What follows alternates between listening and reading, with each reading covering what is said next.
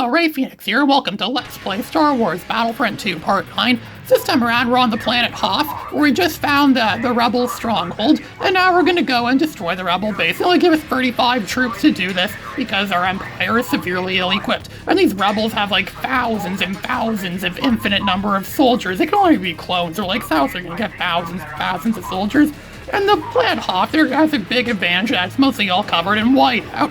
We chose the day where there was a huge blizzard going on Hoth to do this battle. So there's all this big whiteout. I don't even know what I'm doing. I just went into the AT-AT. I'm relying on the color of the crosshair to tell me what I'm shooting at. When it turns red, you know, it's targeting enemies. Just randomly shooting at enemies, and I'm heading for the command post, because our first objective, obviously, is take a command post. It's always the first objective of any level in this game. Just heading over, and the ammo in this AT-AT is infinite, but it does get overheated easily. These AT-AT serve as command posts, kind of like those primitive ancestors to the AT-AT, and they're called ATs or something like that, or I forget what they're called exactly. We saw them on Geonosis in the training level of this game, and in the instant action Geonosis battle. And I think we also saw them in the first Star Wars Battlefront as well. So I was heading towards the first command post. This is pretty much a moving command post, so I'm just going to leave it. It's moves slow as hell, but if you leave it right in front of one of the command posts, it'll be an easy way to spawn more and more troops. I can keep bum rushing the Rebels. Well, I don't really have much to bum rush. You can see there's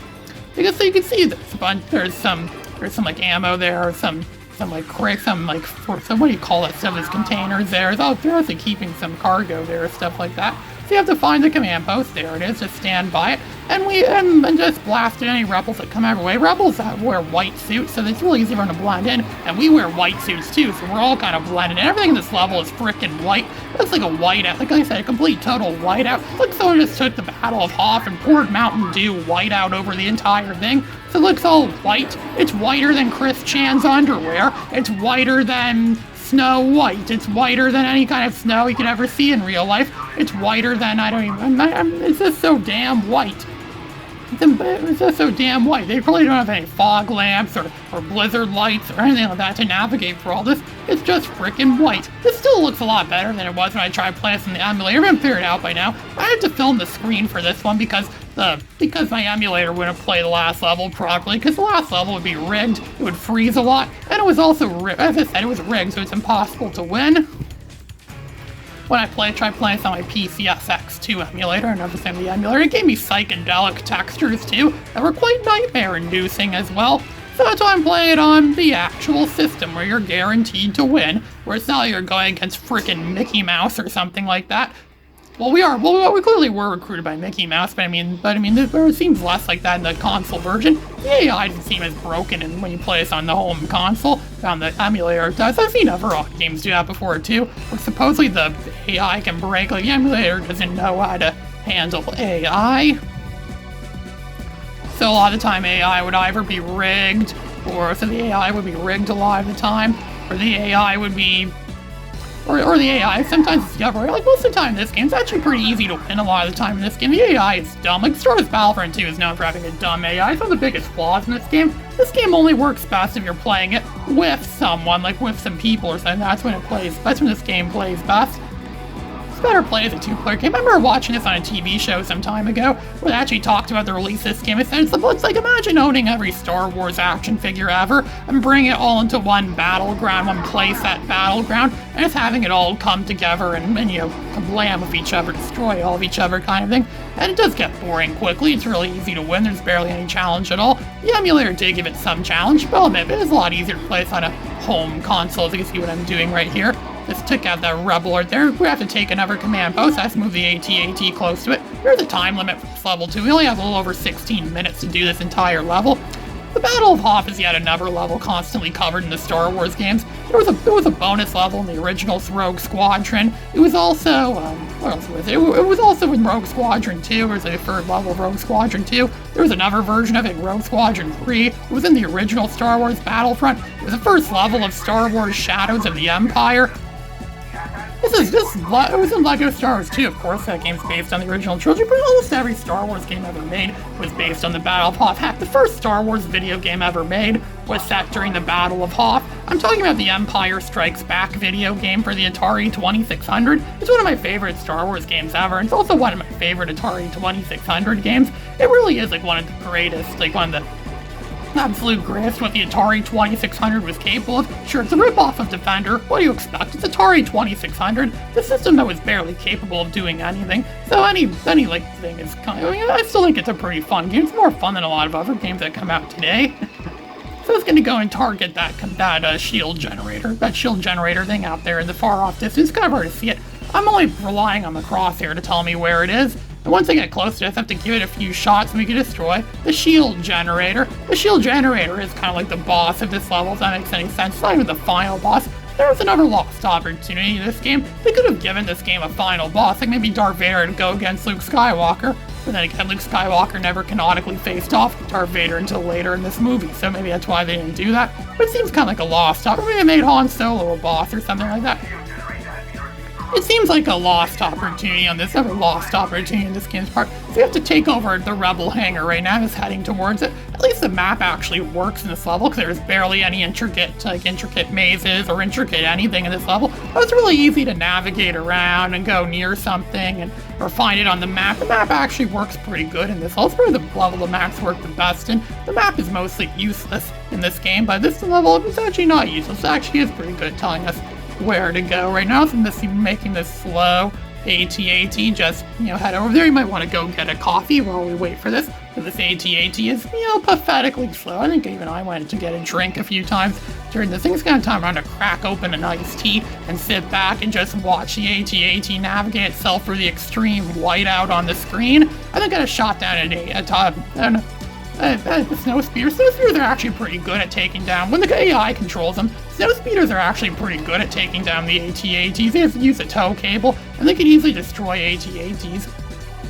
This, of course, unless you look down and time your shot properly and shoot the snow speeder when it's, they're going to shoot the snow speeder and then hit it and then it will get destroyed. So if you look up there, you can see there's a hangar up there, and there's a hangar up there that we're going to be taking over. It's completely filled with rebels, of course, and it's going to be hard for one of us to go and kill all those rebels because the Empire has very unrealistic ideas of what we're capable of achieving. And we're supposed to be the 5 at first. We're supposedly like the most elite the Empire has, most elite soldiers that the Empire could possibly come up with, but even then, we're no match for these rebels. These rebels have an extreme advantage over us. That's something the Empire constantly ignores. No wonder why the Empire hates the rebellion so much. Sometimes, this is making me wonder more if they really are the true bad guys of Star Wars. So he's sending out a lot of snow speeders. Snow speeders actually work pretty good in this game. It's when you play the snow speeder, it's really hard to get it to take down the AT-AT, but it's really easy for the AI to do it. It's also really easy too to go and just shoot down a bunch of Imperial troops or shoot down a bunch of Imperial stuff using the laser cans. Laser cans and the snow speeders are actually quite powerful. I don't even know why they really call them snow speeders. It made sense in Empire Strikes Back why they called them snow speeders. We only ever saw them on this ice world of Hoth being used. But really, they're just air speeders that could be used on other planets that are not Hoth. You see them used quite a lot in the Rogue Squadron series on other types of planets as well too that are not snow planets. So it's mostly just called an air speeder sometimes, or even just speeder, just simply one word only, speeder. Nearly half the levels of the original Rogue Squadron were dominated by levels where we used those speeders to take down AT-ATs and chimneys and then shoot down other things as well too.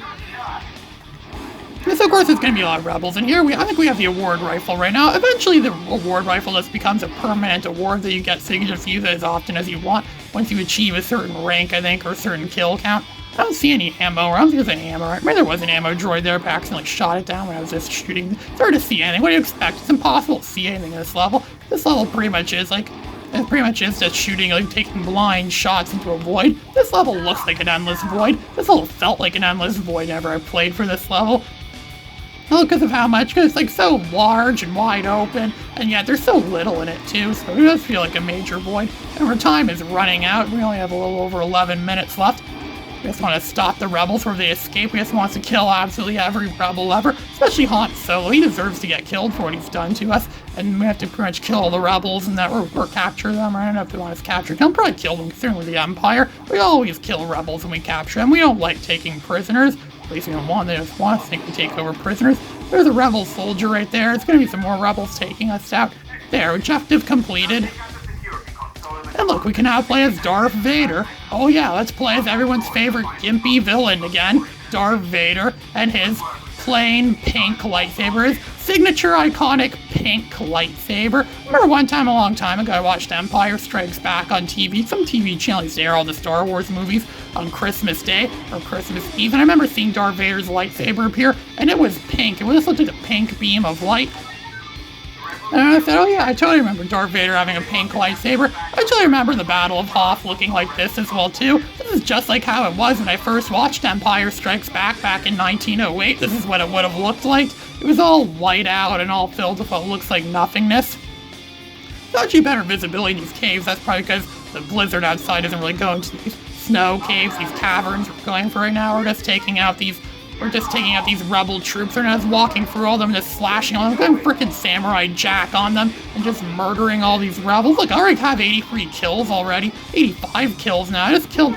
Okay, this has to be a new record. Actually, no, this isn't a new record, I don't think. I don't even know what the record is. I think it's like 100-something or more than that. I don't even remember what my record is. I don't think this game keeps track of records. I like how the later Wipeout games, like Wipeout Pure and Wipeout Pulse, would keep track of your records, like how many races you won, how many times you hit an enemy, how many eliminations you made. I don't think this game does anything like that. Or maybe there is some sort of menu for that, but I don't know, because I never look for stuff like that. Just taking over this command post right now. It's taking over the command post now. So now the objective is complete. Now we have to plant a bomb somewhere. We have to pick up the bomb, I think, and then plant it somewhere and then protect it. And if we don't protect this bomb, if it goes off, we lose this entire battle, and the rebels will be considered the winners, even though we did everything right up to this point. Just one measly little mistake, and the rebels win, and they completely destroy the Empire, and we are just left with nothing, absolutely nothing. Defeating the Empire is as easy as this. We wouldn't need 3 Star Wars movies. We'd only need 1 movie and possibly a little bit of a second movie to fully destroy the Empire.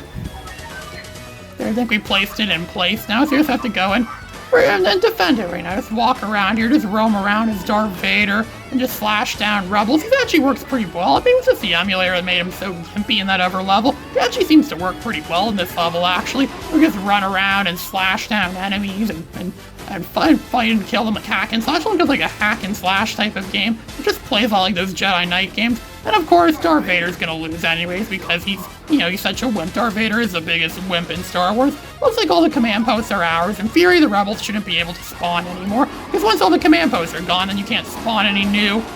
You can't spawn any new troops once you run out of command posts, so that's kind of like a lose. That's technically the objective of this game, is to take all the command posts. But of course, losing all the command posts first is something that, kind of never happens in this game. You pretty much always killed off the enemy forces first. We'll rid them of their command posts. But they seem to have unlimited enemy forces in this mode. It's only us, the human player, that has limited forces. They have unlimited forces. So I just go and keep shooting them down. Just keep constantly spawning all these enemies down. I don't even know how much I killed now. Just keep killing them off rapidly. This is probably over 100 kills at least by now. And it's a victory, of course. It's a victory. It's really easy playing on the actual system. And so we won. The galaxy is ours. The rebels have been destroyed. We squashed the rebellion, and now we can rule the galaxy in peace without having to worry about these rebel terrorists anymore. And the galaxy is pretty much safe. We saved the galaxy, and we're now the great rulers of the galaxy. What else is there to say? We won. We just sent a lot of laser blasts down on one of their ships that looks like a Mon Calamari cruise. It's probably one of those medical things, and the whole entire thing is ours. Yeah, we know. Yes, and we now have a new Death Star being built, the second Death Star, which will be, because no one's going to want to oppose us anymore, so why even bother building a second Death Star? I know maybe the Empire just likes building Death Stars for as much as they can. Probably some kind of blowout sale on them or something like that. This concludes Star Wars Battlefront 2. This is Ray Phoenix, signing out.